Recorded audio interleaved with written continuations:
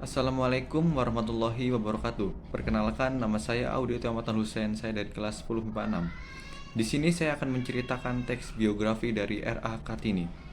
Raden Ajeng Kartini lahir di Jepara pada tanggal 21 April 1879 dan ia meninggal di Rembang pada tanggal 17 September 1904 pada umur 25 tahun.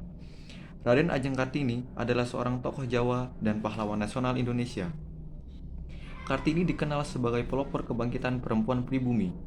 Raden Ajeng Kartini berasal dari kalangan priai atau kelas bangsawan Jawa. Ia merupakan putri dari Raden Mas Adipati Aryo Sosroningrat, seorang patih yang diangkat menjadi Bupati Jepara setelah Kartini lahir. Kartini adalah putri dari istri pertama, tetapi bukan istri utama.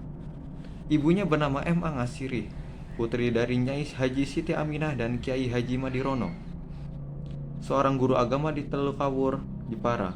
Dari sisi ayahnya, silsilah Kartini dapat dilacak hingga Hamengkubuwono VI. Garis keturunan Bupati Sosroningrat bahkan dapat ditilik kembali ke istana kerajaan Majapahit. Semenjak Pangeran Dangirin menjadi Bupati Surabaya pada abad ke-18, nenek moyang Sosroningrat mengisi banyak posisi penting di Pangeran Praja. Ayah Kartini pada mulanya adalah seorang wedang di Moyang.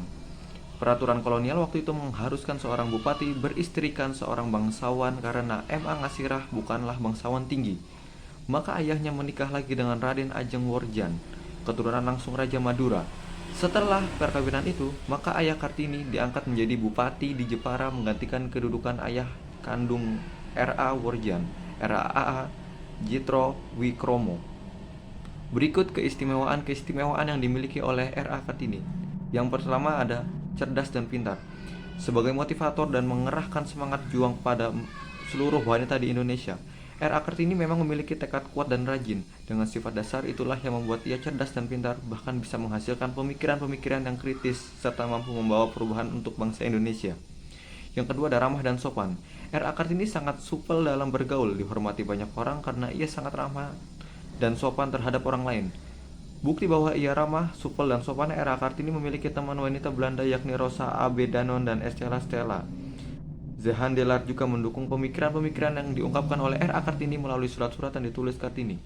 Yang ketiga ada rendah hati. Sekalipun R.A. Kartini dilahirkan oleh keluarga bangsawan dan terpandang, ia tidak pernah menunjukkannya yang ia perlakukan sehari-hari, yakni merakyat tanpa membeda-bedakan kasta.